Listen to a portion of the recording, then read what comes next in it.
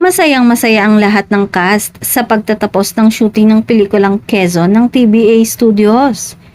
Kagabi nga ay may naganap na wrap-up party para sa lahat ng cast at staff sa likod ng upcoming movie. Excited na nga ang lahat para mapanood ang pelikulang Quezon ngunit wala pa itong nire-release na playdate. Mas lalong naging masaya ang mga Ekoning fan dahil hindi binigo ng magjowang Jericho Rosales at Janine Gutierrez ang kanilang fans. Nahuli man nang dating sa party si Janine ay okay lang.